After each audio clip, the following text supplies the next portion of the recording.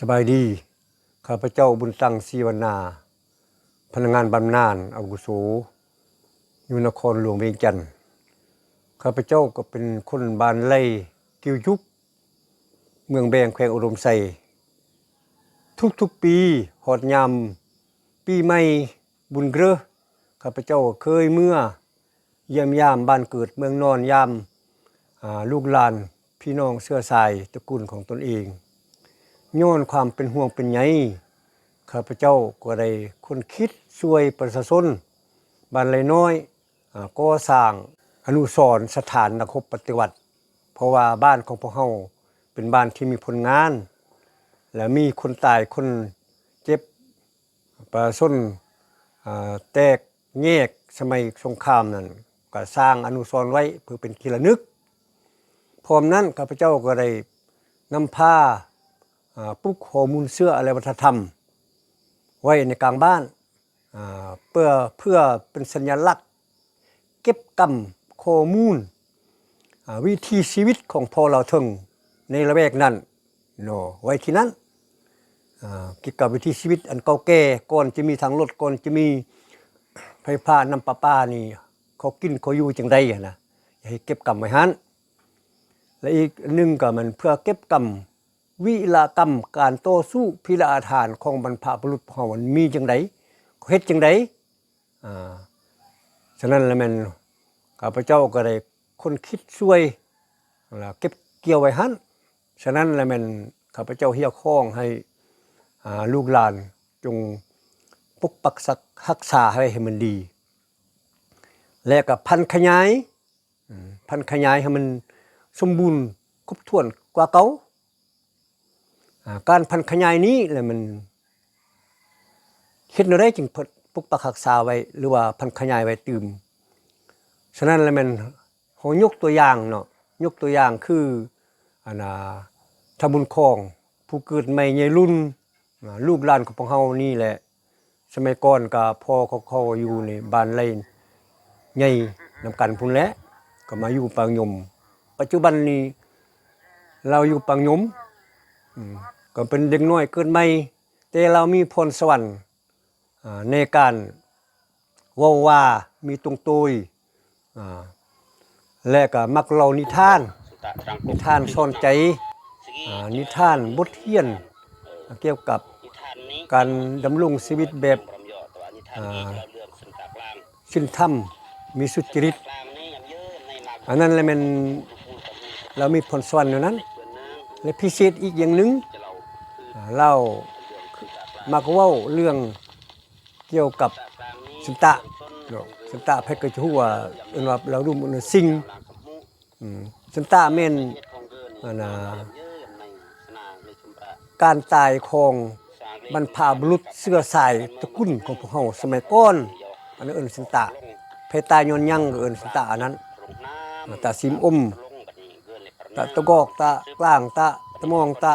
บัวตะหยังแหละหลายอันฉะนั้นแล้วมันเขาจงเข้าใจว่าตะแล้วมันเชื้อสายตระกูลพ่อสมัยก่อนถึงเจ้าจะอยู่อันเมืองอื่นเขตอื่นมันรอกมันอู้มันระเมดมันหยังก็ยาคันตะอันเดียวกันเลยอันน่ะก็แม่นพี่น้องกันอันนั้นแหละความหมายของมันอันนั้นคือลุงก็ตะซิมเนาะพระใดตาสิบก็เป็นพี่น้องกันสั่นเลยฉะนั้นอันนี้นี่แนะนำข้าพเจ้าเห็นว่าสมุนคล้องแล้วเราเล่าเรื่องตะนี่ได้ไล่ตะเติบ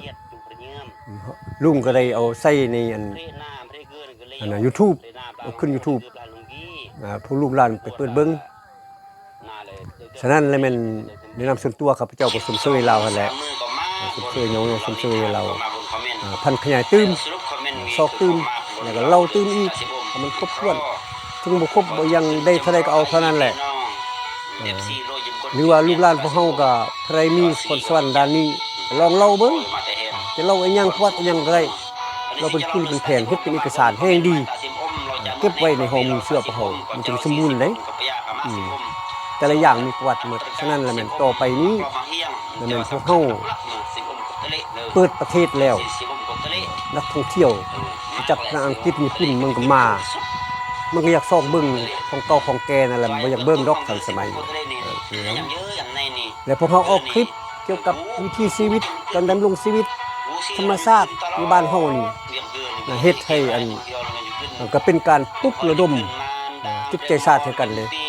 ผู้ที่อยู่ฝรั่งอังกฤษอยู่เกาหลีอยู่อันญี่ปุ่นหลายปีบ่ได้มาเมืองลาวเขาเห็นคลิปอยู่บ้านเกิดเมืองนอนของเฮานี่เขาก็คิดฮอดคิดถึงอันนั้นก็เป็นการปลุกระดมจิตใจชาติฉะนั้น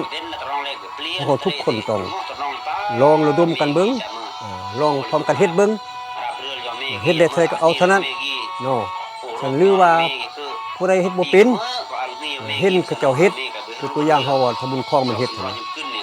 เฮ็ดแล้วมันถูกหรือบ่ถูกคันถูกก็ยองๆสรรเสริญให้กำลังใจเราเพื่อให้เฮ็ดต่อคันบ่ถูกบ่ได้คือว่าโอ้เขาจะบ่ถูกสู่ไผสู่บ่ฮู้เด้ลองแก้ไขบ่นี้เติมเพิ่มเติมนั่นเลยมันอยากให้มีความคิดเห็นบ่แม่นเบิ่งละๆอันนี้มันก็บ่มีกำลังใจคนเฮ็ดก็บ่มีกำลังใจบ่มีได้เงินคำอย่างน้อยอยากกำลังใจเป็นหลักฉะนั้นเลยเรียกพ้องตื้มให้ลูกหลานของระดมกันเนาะเพื่อเก็บกรรมแห่งดีเป็นเอกสารแห่งดีไว้ในห้องมือเชื่อที่ลุงสร้างไว้นั่นแหละนั่นแหละเป็นการที่ว่าลุงอยากได้เป็นการ